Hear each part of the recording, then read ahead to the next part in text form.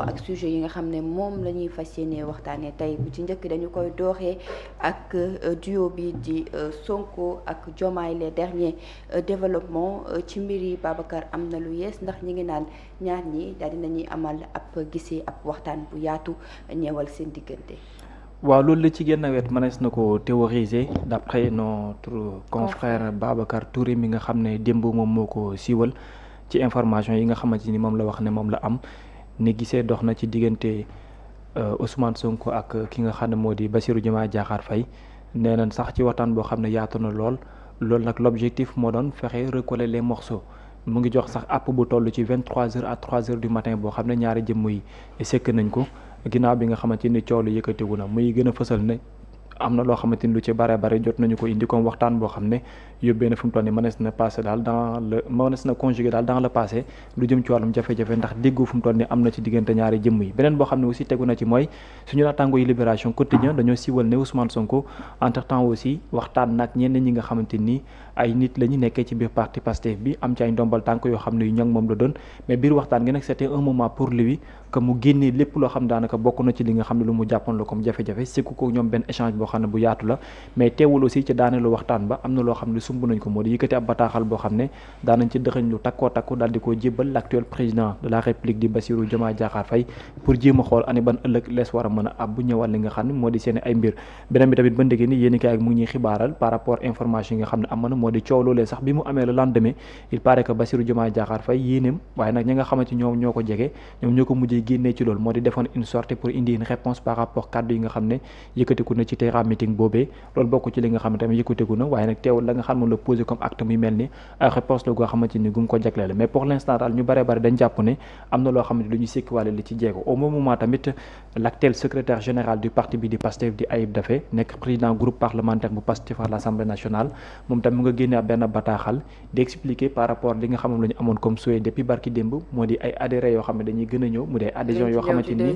très bien loolu tam bokk ci li nga xam ne siwal na ko mais teewal mu ngay wane daal seen objectif fu mu toll nii gën naa sampu ci nan la ñuy def ba ina indiwaat ab solution par rapport ak li nga xam moom moo xew donc pour l'instant li ñu mën a téyewaale mooy ak lu mënti xew aussi par rapport les informations qui circulent il y a beaucoup d'avancées par rapport à cette relation ndox ci diggante Ousmane Sonko ak Bassirou Diomaye Diakhar Faye Soxna Astou. Mouhamed, la rencontre entre Sonko et Diomaye jot nañu gisee ba waxtaan daal di ci am jamono ji daal mën nañu ko conjuguer au passé. waaw xam nga c'est une information te ni jot nañ si suñu confrère Babacar Touré wax ko man sax am na beneen source bu ma wax lu mel noonu mais xam nga une rencontre entre un premier ministre et un président de la République mën nañ jàpp ne a priori lu banal la te lu normal la loo xam ne nii dafa war di am saa su ne mais boo gisee peut-être contexte bee tax buñ ne ñoom ñaari gis nañ rek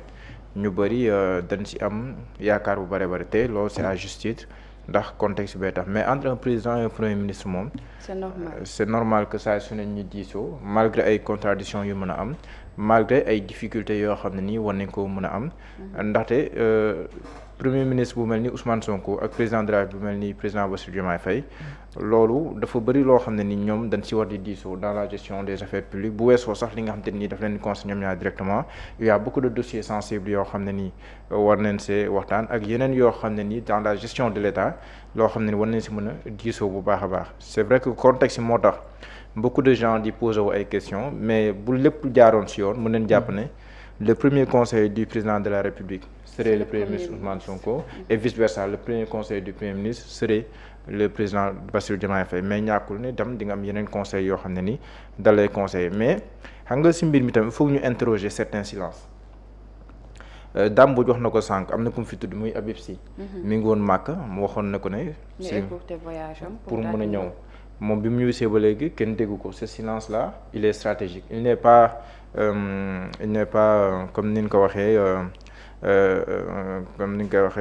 am na benn expression bi ñuy faral d'utiliser un silence troublant c'est pas un silence troublant mais c'est un silence stratégique. Interroger aussi le silence de El Malick Ndiaye mi nga xam ne nii en général lu mel ni bu doon am. balaa coow lu ju sax moom dina bind sur sa page Facebook anticiper wax ci loo xam ne dina jàpp ne dans l'avenir du doon loo xam ne lu leen mën a xaajala la mu defoon si émission aussi waxoon nañ si waxat mais interroger aussi ñaari silence yi nga xam te ni moom mooy silence yi gën a éloquent muy ñaar ñu ko sekk aussi muy benn le président du parti Pastef di Ousmane Sonko beneen bi le président de la République li ñuy wax si dafa naroon tontu ak yooyu noonu mën na am ku nekk mën nga am source boobu mais jàpp ma ne loolu mënoon nekk une bonne option pour le président de la République d'autant plus que booy xool si meeting boobu noonu le premier ministre wala le président du parti Pastef Ousmane Sonko def na tout ba sauvegarder ses liens avec le président de la République ba ñu bari li ñu doon tiit voilà ñu bari ñu doon tiit ne dina ko wax si digganteem ak président Bassirou Diomaye Faye waxu ko fa donc bu waxee wax jooju le lendemain ñu ne la président Diomaye day tontu la lay tontu parce que bu nekkee aussi ñaari nit yi nga xam te ni moom la ciblé kenn ki mbiram leerawul parce que kenn ki dafa ne ñoo ngay càmbar kon mbiram xamaguñu keneen ki mu ne ab rapport IGE moom moo ko épinglé te ñoom waruñoo ànd ak ñoo xam ne nii seen loxo dafa takk si wàllum gestion ak yooyu noonu léegi bu la nee président dafay génn tontu la lay tontu ndax day génn pour défendre ki ne rapport IGE moom moo ko. mais est-ce que tontuwul par rapport aux actes yu nga xam ne moom la posé pas verbalement. génn def une vidéo pour éclaircir mais il a répondu par rapport aux actes. waaw léegi moo par rapport li ne dafa naroon génn. tontu foofu noonu la nekk c'est vrai que après posé na acte te acte boobu mu posé moo jur coow li moo tax même pas Sénégal rek sur l'international on parle de communiqué bi le premier ministre wala le président du parti Pastef désavoue le président wala le président désavoue son président parce que le président du parti parce que c'est vice versa kii bu mu génnee communiqué si la koy génnee communiqué waaye laataa kii di génnee communiqué kay wax na mais pour dire que bu nekkoon ne génn tontu la dafay gën a grave parce que lan la président di wax buy tontu ndax day défendre kii ñu ne rapport da koo épinglé kon ñu ñuy def ak le jubal jubanti donc jàpp naa ne le silence tamit il est éloquent te silence bi aussi ça permet aux gens ñi nga xam ne nii mën nañ jël seen bâton de pèlerin mën a dox tànku jàmm ci diggante bi ñu mën a jouer pleinement leur rôle et que ñu mën a retrouver waat politiquement et s'il se retrouve politiquement aussi il faudrait que ñu xalaat loolu yan conséquences la am et pour l'opposition mais et pour aussi la coalition Diomaye bi nga xam ne nii soxna Aminata Touré moom moo ko jiite bu nekk retrouvaille politique dafa amaat mën leen wax ne que soxna Aminata Touré si mission bi mën leen ko dénk dafay koy gën a compliquer la tâche même bu nekkee ne moom boo ko gisee da ngay xam ne mi ngi si yoon boo xam ne ni fas yéenewul dëpp mi ngay lijjanti siège mi ngay massifier ak yu demee noonu mais li muy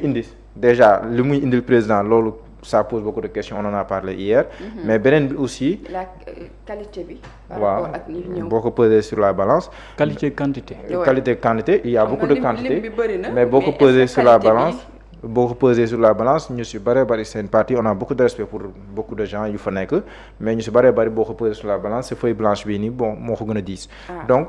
pour dire que yooyu noonu yëpp bu dëpp amee bu président Bassirou Diomaye Faye dëppee mais ce serait un coup dur pour ñi nga xam ne ni ñu ngi ci diggante bi wala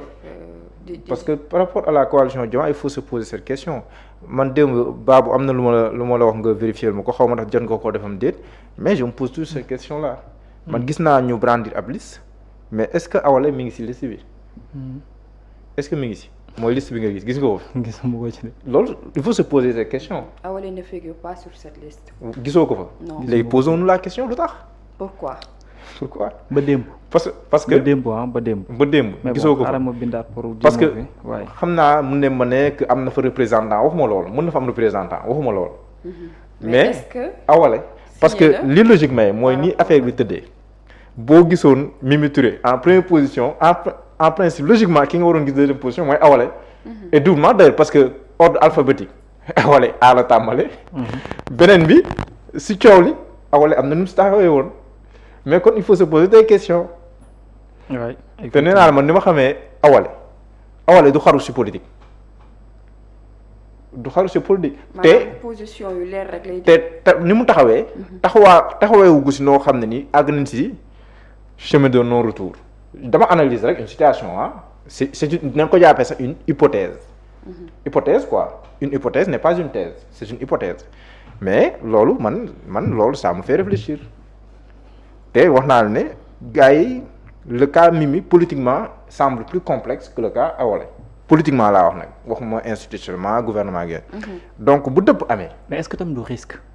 est-ce que du risque pour moom. ak président parti bi aussi. que mu def benn tournure parce que Mouhamed tôt ou tard tout ça. va s'effondrer de. waaw loolu laa wax ma ne moo tax. nag jëlul benn risque. moo tax le fait que ma bañ a gis Awalé. waaw en première ligne. est-ce que déjà du annonce pour la finalité. parce que position bu muy jël aussi dafa war a leer. dafa war a leer mais man li ma gis nii ma gis ne te tur yi nii wax nii yëpp mais bu ñu waxantee dëgg rek Awalé si ëpp tur. bien sûr. voilà kon bu ñu amoon ku ñu war a brandir comme trophée de guerre si coow li yëpp Awalé la ñu waroon teg ba noppi.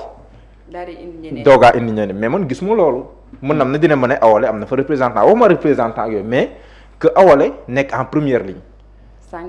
s'engage auprès de Mimi Touré foo seenee Mimi seen ko si wetam. te d'habitude sa loolu su daan xew ñoom dañ daan bind ab communiqué. waaw bind gisuma Awalé bind communiqué par rapport à ça. comme l'engagement tam bi nga xam te ni publié nañ ko man je n'ai pas vu l'engagement de Awalé mën na am bu nekkee am na ñu bokk Awalé ñu may seetaan ñu envoyé ma ko après pour engagement boobu noonu gisaguma ko. donc pour dire que même mu amee maanaam départ bi ni nga gisoon Awalé fës yaa ngi gis ne que parce que lecture politique aussi loolu lay jëriñ. waaw effectivement. lecture politique loolu lay jëriñ parce que mbir bu ñorul. je reprends encore Cheikh Ousmane Touré mango bu ñorul bu nekkee dafa xaay rek nga yaakaar na ñor na mais boo ko àjjee tamit ay ba ñuy umu mun na la see fekk.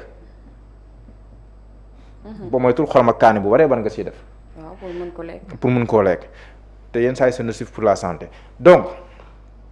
affaire dafa bëri ay calcul yoo xam moo sem te maanaam politiquement. xam nga dem wax naa ko fi dëppee naa ko nu ne maanaam xoolee naa ko boor bu ne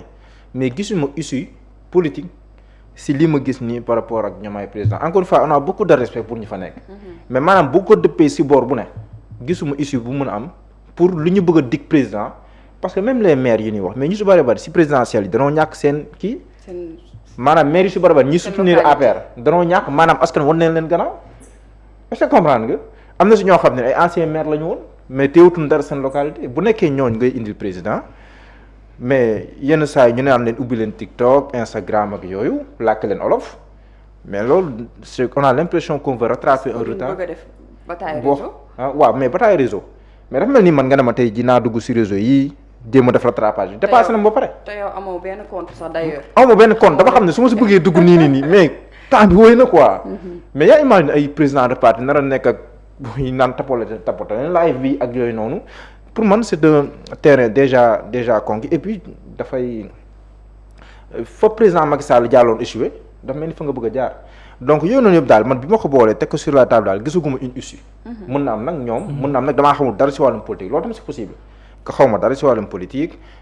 toog fi laa toog climat dama ëpp may wax mais ñoom ñoo xam politique ñoom ñooy ay acteurs du parti politique ñoom kon nangu naa leen lool mais beneen bi. ñu bari aussi ñu fa nekk li ñuy dig président buñ ko mënoon tam defal ko seen bopp bu nekkee lii lañ ko dig maanaam lii buñ ko dajalee après mën nañ indil doole boo xam ne popularité quoi waaw war nga mën a sax samp 2029 bu nekkee loolu la koy ñoom mënoon nañ ko defal seen bopp ñu si bañ bu ñu waxantee rek quoi parce que koo si gis soit candidat la woon wala bëggoon na nekk candidat wala bëggoon na nekk président wala demee noonu donc yooyu noonu yëpp daal boo ko tegee sur la table jàpp naa ne daal man gisaguma daal une issue mën na am nag si diggante bi ñu won ma une issue bi wane ne que franchement yoon bi mën na jëmee fu sa si wàllum politique te loolu tam bu amee man fi laay taxaw ne man maa gisoon li léegi convaincre na ma du contraire léegi li mu am. mais gisaguma issue boobu.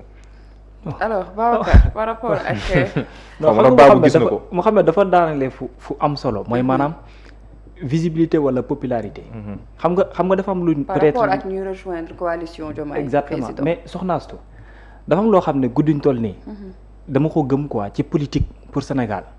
man dama gëm ne guddiñ toll ne tembe politique nga am ci popularité du question lu ñu nekk loo xam ne dañ koy décréter. mais dañ koy gagner avec le mérite. te gis nga question de popularité wala question de visibilité c'est différent guddiñ toll nii c'est-à-dire en politique actuellement. ce n'est pas le fait d'être visible. am na ñu fi doon jënd ay vues. non moom laa lay wax seen. gis nga ça a servi à quoi maanaam jënd vue nga nekk par exemple sur YouTube def émission am 300000. temps réel après nga pare affaire bi. du àgg sax 1000. affaire bi màbb comme un château de cartes. exactement waaye. beneen bi même tur ñu ko kii nii président Diomaye bu amee jot dugg YouTube rek tapé Babacar Kébé xool. Assou Konaté xool loolu rek dina la jox vérification benn kii bu clair boo xam ne da lay wane. di nga mën a comprendre. da ngay comprendre lu bari. mais bon en politique tapoter leen analyse Diallo bi. mais xam nga mais loolu rek gars yi nar a toog fii ay mag ñu am ay 40 ans 50 ans jëm kaw dina naan gars yi tapata leen live bi c'est que ay boy yoo xam ne ni moom. dañoo pare yàgg si toog si. samp nañ bu yàgg alors vas-y. non mais xam nga guddi ñu toll nii mooy fi ma doon waxee parce que pour man politique. gis nga boo gisee ma waxee côté boobu politique Mame Ndiaye c'est bon quoi. waaw parce que dama jàpp ne sénégalais yi maturité bi ñu àndal aujourd'hui te ni ñuy seetloo. peut-être que dans le passé mënoon nañu am ce jugement là que ni être populaire en politique c'était pas difficile si on a les moyens. À un certain moment. On pouvait le dire mais de nos jours depuis quelque temps wala depuis quelques années li ma remarqué mooy que ne être populaire en politique pour man kenn du ko décréter mais dañ ko construire avec le temps. Et personnalité bi le fait que ñu may xaar c'est positif mais loolu dama ko liggéey. très bien mais avec le temps également aussi li mu lay jox mooy que ne il faut nga am déjà benn constance bi il faut nga am benn discours il faut nga nekk une personnalité convaincante mais il faut également nga nekk en même temps aussi kuy proche par rapport à la population di percer ce discours di percer ba pare mais cohérent également aussi beneen bi mooy que ne ñu bare dañuy jiwaat la ñaar yu bokkul mooy en politique être visible ak être populaire pour ñoom la visibilité da lay jox doyo en politique alors que la visibilité ça dit autre chose c'est-à-dire nit ki mën a nekk ku visible am benn discours bu incohérent mais mën nga nekk également ku visible ba pare te doo am discours lii prouvé loolu li su ñoom Maguette Sène bi li su ñoom Maguette Sène si législative yi nekkuloon discours amuloon visibilité mais amoon neen présence terrain bu leen may 2 députés très bien surprise la même bu weesoo waaw c'est-à-dire que mooy travail de terrain bi nga xam ne moom la ñu mëne di nga am na si koo xam ne nii son numéro 2 bi muy gagné département ban département la gagné dina ñëw Diallo la sant mi ngi assemblée nationale il était au niveau de Petrosen ak yu demee noonu est-ce que non Kaffrine moom may tere Gossas la gagné je pense qu'il est maire de Gossas aussi mais bi muy gagné Gossas mais foofu xare bu métti loolu une extrémiste la ko gagné mais jàmbaar la maanaam dafa liggéey lu am solo loo xam te ni malgré la vague passive dafa résister gagné Gossas mais lu mel noonu mooy li Babou di wax mooy visibilité ne veut pas forcément dire présence terrain mais boo jàkkaarloo passé bi am dafa am visibilité am présence terrain li nga war a liggéey balaa visibilité mooy présence terrain ba pare. réalité du terrain bi sax c'est différent par rapport ak yenn visibilité yi parce que soo xoolee à la base foofu la lépp di nekk dem ci terrain bi wàcc wax ak base bi daal di fexe am seen confiance nag après nag visibilité bi daal di ciy mën a topp voilà Babacar par rapport ak silence également waaw réer naa sax non yaa ngi woon si présence terrain voilà visibilité ak célébrité way xam nga maanaam présence terrain ak célébrité dafa am peut-être ñaar yoo xam ne il se pourrait que ñenn ñi mën nañu ko umpale mais pour man politique boo ci rampé am foo toll